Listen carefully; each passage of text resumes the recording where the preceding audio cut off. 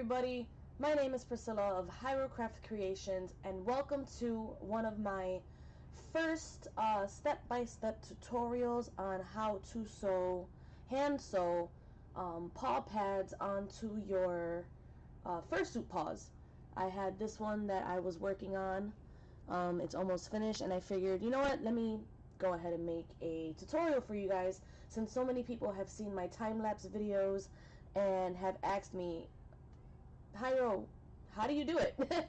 Or Priscilla, PC, whatever I am on social media, how do you sew your paw pads? So here I am today trying to give you guys this information to better help you guys understand how I hand sew my paw pads.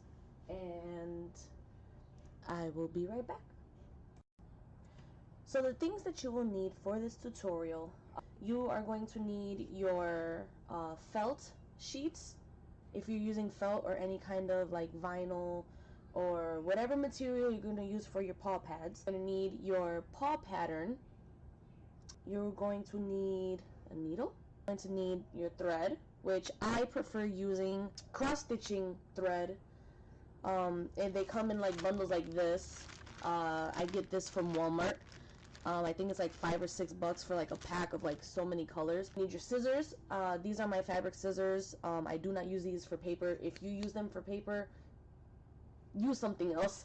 What we're going to do is first things first, going to take your cross-stitching thread. Now you're going to notice when you look at it that it is in a bundle of 6. What you're going to want to do is you're going to want to take it and start running your nails. Wait, there we go. You're going to take your nails and you're going to run it along the string itself to kind of untwist the thread to make it easier to separate. Okay, so after you've gotten a little bit done, you can see that it's starting to look just a little bit separated, which is what you're going for. Because what I do for my paws, for my paw pads that I hand sew, I separate this into 3 individual strands. So you can see that it's separated into 3 strands on one side and 3 strands on the other. What you're going to do now, when you have both of the strands separated, you're going to start to pull it apart. Say that again. It's going to bunch up as you're pulling it. You can see here how it is trying to bunch up. What I do to avoid that from happening is I take the two strands in one hand, fix the bottom because you're gonna get this all jumbled up and discombobulated. So going back to here, you're gonna take your 2 strands, right? And then you're going to take one finger and you're going to start pulling it. 2 strands, your 2 fingers, making sure that you hold the thread that's still together in your middle finger, and your 2 fingers, your finger and your thumb is separating it as you pull. Now, if you have to, what I usually do to help is I pull this and I run my nails across it to help separate it a bit more. You find your center once again, and voila! You have 2 individual strings of 3 from one strand of thread. Continuing with the tutorial, you're going to take your set of 3 and you're going to feed it through your sewing needle. Bam! Now, technically, you're back at a set of 6 on one string because you doubled it, which is okay. Don't freak out. That's normal. We want this. So you just make a simple knot closest to the tip where you cut the thread the first time. I usually go with 2 just for precaution. Bam, there you go. Now you have it like this. This little extra stuff right there, you're just going to take your scissors and cut it. Make sure you have the right pattern for the right piece. Once you have that done, what I do is I use the original template, which this is for the Curl Works free to use paw pattern. You can find it on Google if you Google it. I'll link it in the description down below. So you take the back side that's not marked up and you put it on the front like that. Bam, bam. It may look like it's not aligned, but that is the reason why. You trace your pattern, where your paw pads are going to be, with the fabric that you're going to be using. So you're going to take your needle and thread. I like to start at the bottom, so like that it doesn't fray while you're sewing. So what I do is I start on the back here, using your right hand or whatever your dominant hand is, right or left. You poke a hole from the back, starting using your drawn pattern as a guide. You just poke it through on the front side where you drew your pattern, and you just pull it right on through.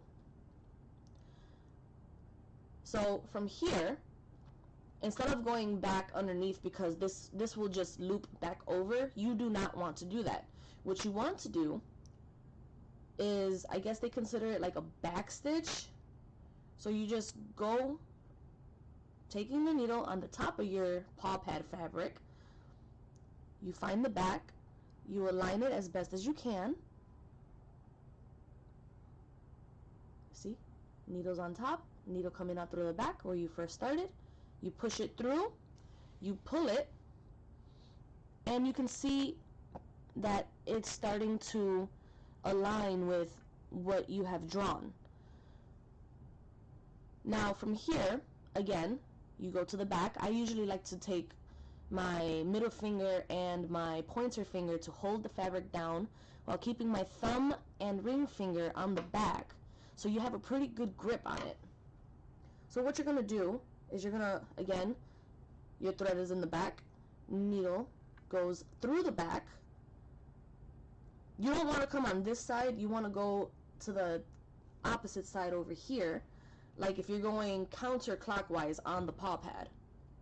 So you're going to go bam, right back on through to the front. You're going to put it right through onto there. You're going to pull it right back on through, and you're going to go for the second, where you put the first stitch.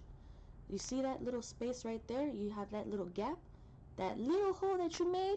You're going to take the needle and you're going to put it right back on through, making sure that your thread in the back is not getting caught on other thread. So again, bam, bam, needle, hole that you made before. Try to align it with the where you made this hole. It doesn't have to be directly on it. It can be like a little bit next to it. That's kind of how I do it, as you can see there. You push it right back on through, and you went backwards. You want to take your time with making the stitches, because if you just go too fast with it, you're not going to get like a decent curve from the material.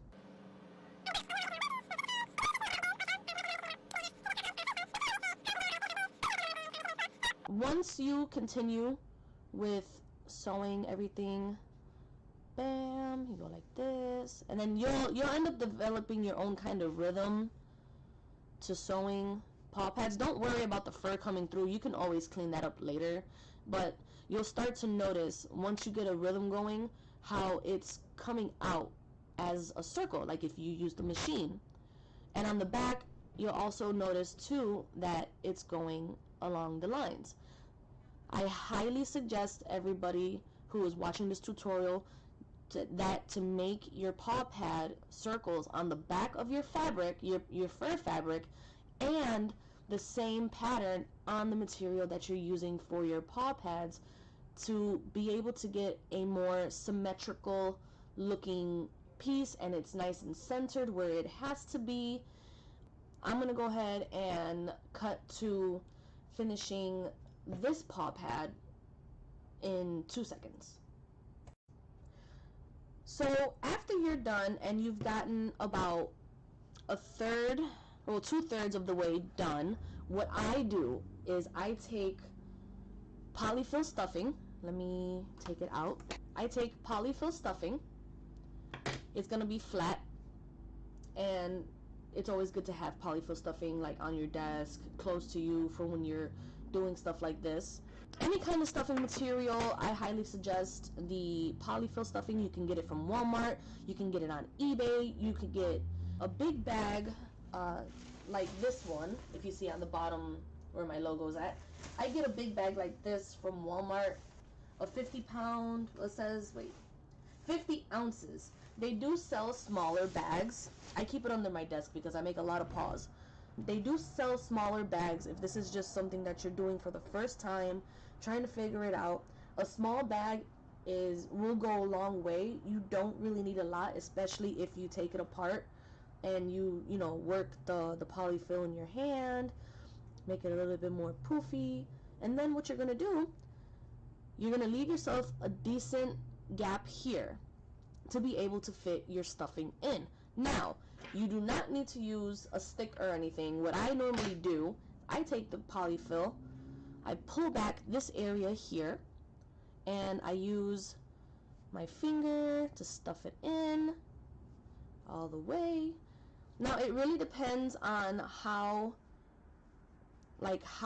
thick you want the paw pad to appear. You can see here how poofed out it is compared to when you just leave it flat. I'm going to stick it all the way in. Make sure that when you're sticking it in, you can see your threads there. Make sure you stick it in all the way, because when you're sewing, you're going to want to push this down. Boop. And then what you're going to do, take the paw pad like you did before, same method. Use your middle finger and your pointer finger to hold it down. Check to make sure. Always double check before you start sewing, because you don't want to sew with the polyfill sticking out. So if you end right there, you're ending your thread there, you're not going to start from there. You are actually going to start like if you were continuing the stitch. You're going to go there, make a gap, pull the thread through, and then you're going to go backwards on it. I think hence the name backstitch. So you're going to want to pull it a little bit tight. Make sure, again, that you're not sewing any of the polyfill, and you're going to finish it off like so.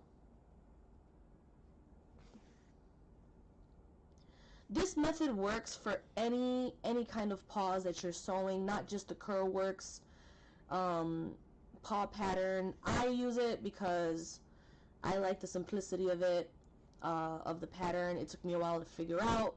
So you're going to end up coming to where, oh no, I have a small gap. Don't worry about that. What you're going to do is you're going to go as close to the first stitch that you made, or go through the same hole. It's okay. Bam. Pull it. Go through the hole you previously made. Bam. You're going to pull it. And that's basically it. And then you mush around the polyfill, and you have your first stuffed paw pad. Now, you're probably wondering, what is the next step? What do I do next? I have this thread. I have this here. This is finished. So, let me tell you what you're going to do. You're going to put that down. You're going to take your needle, go around like if you're making a knot. You're going to use your thumb or finger to hold your knot down to be able to get it as close to your material as possible. There's been times where knot has pulled through because I only made one, so now I always do a double. You can see there. Use your thumb. Bam. Let me bring you in for a close-up. There you go. Wait, let's focus.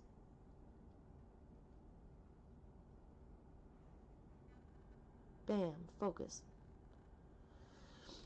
So you're going to take your scissors. You're going to cut. You have your first paw pad sewn. Thank you so much for watching part 1 of this tutorial. If you haven't already, make sure you subscribe and hit the bell so like that you know when part 2 comes out.